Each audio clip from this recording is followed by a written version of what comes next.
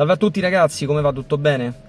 Sì, effettivamente è da un bel po' che non faccio un nuovo video, però negli ultimi tempi sono stato alla nuova edizione del Far East Film Festival di Udine. Mi sono detto, sai che c'è, adesso ci faccio un video, racconto un po' l'esperienza, com'è andata, le proiezioni a cui ho assistito, gli incontri che ho fatto interessanti in questo posto che è un po' considerato, insomma, la manifestazione più importante, la mecca per tutti gli appassionati del cinema orientale. Quindi se vi va, seguitemi in questo racconto e ci rivediamo alla fine del video. Buona visione! Dal 24 aprile al 2 maggio presso Udine si è tenuta la 26esima edizione del Far East Film Festival, un appuntamento imperdibile per tutti i fan del cinema orientale che ormai da anni raccoglie consensi e presenze da ogni parte del mondo. Anche io ci ho fatto un salto, venendo da Roma, direi più di un salto, per assistere ad alcune proiezioni, ma soprattutto per toccare da vicino alcune star del panorama cinematografico orientale. Il Teatro Nuovo Giovanni da Udine è una location fantastica che ormai dal 1999, data di inizio del festival, accoglie i vari fruitori in una cornice perfettamente modellata per assecondare ogni aspetto di questo avvenimento. Personalmente era da alcuni anni che non tornavo a fare visita a questo festival e l'ho ritrovato puntualmente stimolante e straripante di talento e passione. Chi vi parla lo sa bene, chi mi conosce non può nascondervi che tra tutte le cinematografie orientali di cui il festival si occupa da anni ho una predilezione per il cinema di Hong Kong. L'ex colonia britannica fin dagli anni 70 è sempre stato un punto di riferimento per tanti stili cinematografici fino ai giorni nostri, e molteplici sono stati i suoi registi che si sono imposti in patria e all'estero. Da Bruce Lee con il Kung Fu Pian, passando per il Wuxia Pian, l'Heroic Bloodshed di John Woo, la pellicole sentimentali di Wong Kar-wai, eccetera eccetera. Sono tanti i generi che con i loro manierismi e il loro stile hanno avuto un impatto considerevole sul cinema mondiale, grazie anche alle influenze interculturali che ponevano Hong Kong come crocevia tra Oriente e Occidente. Film anticonformisti ed eclettici che sfidavano le convenzioni del tempo in cui venivano realizzati. Proprio queste produzioni sono state il motore che nel corso degli anni mi hanno fatto rivolgere lo sguardo su tutta la produzione orientale, ampliando così i miei orizzonti. Erano passati un po' di anni dalla mia ultima presenza in questo festival, come ho detto, quindi è stato bello rivedere tante persone entusiaste, tutte riunite nella bellissima sala del Teatro di Udine per assistere a tutte quelle proiezioni. È stata poi la stessa riflessione che ha fatto anche il regista Zhang Yimou, uno dei cineasti cinesi più influenti grazie ad alcuni titoli monumentali come Lanterne Rosse, che è presentato in versione restaurata proprio in questa edizione, Sorgo Rosso, Hiro, La Foresta dei Pugnali Volanti, solo per citarne alcuni. Considerazione che ha fatto una volta ricevuto il Gelso d'Oro alla carriera proprio durante la manifestazione. Sono molto emozionato nel vedere una sala così piena e che apprezza le nostre opere. Vedere una sala gremita e senza spazi vuoti non è comune nemmeno in Cina. Il maestro, nella sua prima esperienza al festival, si è intrattenuto con il pubblico per una personale masterclass dove ha ricordato alcuni momenti della sua carriera. Aveva avuto una preparazione fotografica e leggevo di nascosto i libri di regia. Questa mia preparazione mi ha aiutato molto agli inizi. Incalzato dalle domande, ha proseguito sottolineando quanto la vita possa influire, possa influenzare i progetti, e il fallimento è una parte integrante di un progetto a lungo termine. Resistere è molto importante, tanto quanto saper cogliere le opportunità che il destino ci mette sulla nostra strada. Altrettanto importante e riflessivo il passaggio in merito al saper catturare le emozioni dello spettatore. Far battere un cuore, soprattutto quando si scrive una sceneggiatura, sarà l'unica cosa che farà la differenza rispetto a qualsiasi tecnologia alla portata di tutti che verrà messa in campo da qui a molti anni. E per quanto riguarda il film preferito della sua enorme filmografia, asserisce: molti registi risponderebbero che il migliore è quello che ancora devono realizzare, ma non voglio cavarmela così. Per quanto mi riguarda, il miglior film rimane il primo che ho realizzato, dove c'è tutta l'ansia e la passione dell'esordio. Un altro splendido avvenimento è stata la proiezione in anteprima mondiale di Canton Frontline, il nuovo film diretto da Herman Yao, il mitico regista di titoli cut 3 mitici come Untold Story, Taxi Hunter, con protagonisti su tutti Nicolas Tse, che per l'occasione è venuto in Italia a presentarlo.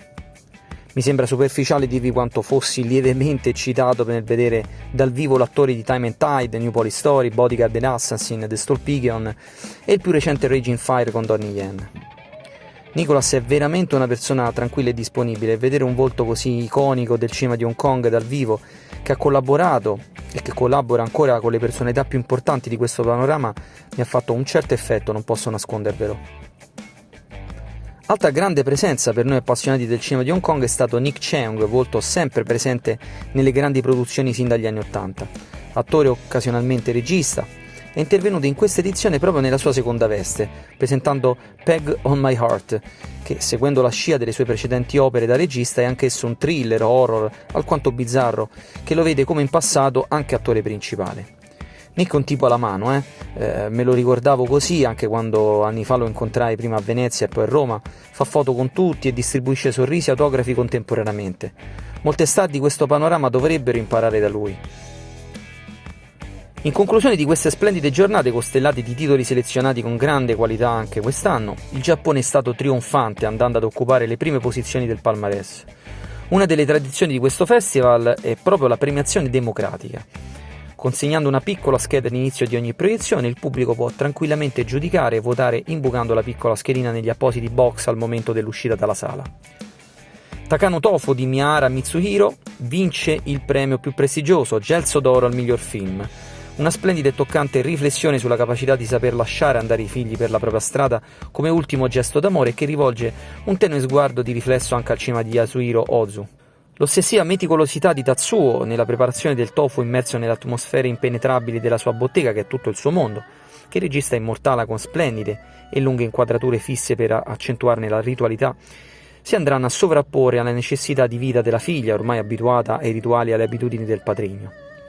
Il viaggio e il percorso intrapreso sarà soprattutto quello del protagonista, che dovrà imparare ad allargare le sue prospettive, ormai ridotte negli anni solo alle dinamiche del suo amatissimo negozio frequentato dai clienti abitudinari. Vince invece il Gelso d'Oro Confetti, Mabuta no Tenkosei, opera prima di Fujita Naoya. Confetti potrebbe essere etichettato facilmente come un classico teen drama, ma in realtà si sa distinguere per la modernità dei temi trattati e la sensibilità del suo regista. Il teatro popolare Taisho Engeki, letteralmente teatro per le masse, è un genere teatrale urbano itinerante in cui Yuki, il figlio del capo comico, interpreta ruoli femminili. Questi sono ruoli che si tramandano e sono perfettamente integrati nel Giappone contemporaneo. Essendo un teatro itinerante, la sua vita è fatta puntualmente di incontri e separazioni. Il romanticismo adolescenziale e il risveglio sessuale sono le matrici del racconto di Naoya, che descrive con profonda delicatezza l'incontro del suo protagonista con Ken e Maya, giocando ripetutamente sull'ambivalenza dei sentimenti, le velleità artistiche e sparigliando poi le carte con l'entrata in scena di Asaka, una ragazza che ha abbandonato la carriera di idol, con cui lambisce alcuni riferimenti tematici di Satoshi Kon con Perfect Blue, film animato che avete potuto vedere anche nelle sale recentemente restaurato, come lo sfruttamento artistico e altri aspetti negativi di questo mondo, ma proseguendo su altri binari per raccontare con invidiabile trasporto una storia di formazione lontana dai soliti e prevedibili cliché. Un'altra piacevole vittoria è il Chambara di Kazuya Shiraishi, ovvero Bushido, che si aggiudica il Black Dragon Audience Award, un film di samurai atipico dalle atmosfere rarefatte che sbilancia tutta la sua azione praticamente nelle partite di Go, il gioco da tavolo strategico con le pedine nere e bianche. Un samurai caduto in disgrazia che vive ai margini con sua figlia e che si concede qualche partita di Go per tirare avanti.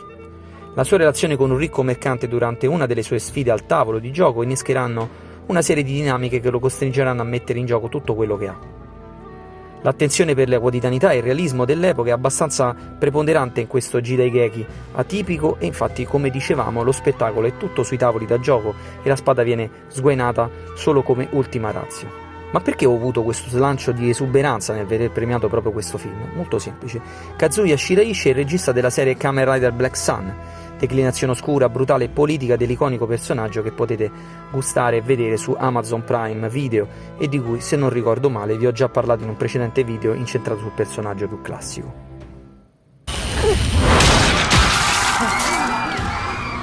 Kazuya Shiraishi si aggira tranquillo per la hall del teatro di Udine insieme ai suoi collaboratori in attesa della sua conferenza. Una corporatura minuta e un accennato un sorriso sornione quasi a celare una consapevole sicurezza per le sue capacità. Shiraishi è già annoverato tra i maestri del cinema giapponese moderno. Nel 2018 ha riportato quella dissolutezza tipica degli Yakuza Eiga con film come The Blood of Wolves, che grazie all'enorme successo in patria ha generato un sequel diretto qualche anno dopo, e nel 2022 ha reso omaggio al genere tokusatsu stuzzicando i fan con un cameo in Shin Ultimate di Hideaki Anno, il regista di Evangelion, e poi con la firma alla regia dei 10 episodi di Kamen Rider Black Sun. Avrei voluto fargli qualche domanda su questi ed altri argomenti, spero ci sarà in futuro qualche occasione più specifica. Un'edizione ricca quella di quest'anno, 79 film, di cui 12 anteprime mondiali, 22 internazionali, 23 europee e 19 italiane. 228 ospiti d'onore che hanno generato oltre 65.000 spettatori e 1.700 accreditati. con aumento del 25% dichiarano gli stessi organizzatori, e che coinvolta ancora una volta la città di Udine, che continua a vedere le strutture ricettive e le osterie popolate dai vari spettatori accorsi da ogni parte del mondo. Rieccoci, come avete visto il Far East Festival è un punto di riferimento per tutti gli amanti del cinema orientale, quindi spero che il video vi abbia trasmesso un po' di sana voglia per intervenire nelle edizioni future. Tutti gli anni questa manifestazione ci delizia con grandi anteprime, ma soprattutto anche grandi celebrity che vengono portate dall'altra parte del mondo. E secondo me questo qui è un fattore molto importante sia per il pubblico ma anche per loro, cioè di far capire e di far rendere tangibile la passione delle persone che intervengono e il reale interesse che c'è nel vederli, e di far capire che c'è una conoscenza anche dei prodotti che loro fanno e realizzano, non solo quando vanno in Inghilterra o in America, ma fargli fare anche un bel bagno di folla da queste parti. Io spero che se c'è qualcuno dello staff del festival magari vedrà questo video, caldeggerà la presenza nei prossimi anni di Chow Yun-fat, che è un mito assoluto per me, credo non abbia mai messo piede in Italia, magari per un gelso d'oro alla carriera. E quindi ecco, se il video vi è piaciuto lasciate un like o un commento, mi farà molto piacere interagire con voi. Iscrivetevi al canale se siete nuovi e siete appunto di passaggio. Io mando un piccolo saluto al mio amico Salvatore, che mi ha supportato e sopportato soprattutto in questi giorni così infuocati. Noi ci rivediamo sempre qui, spero nel più breve tempo possibile. Ciao ragazzi!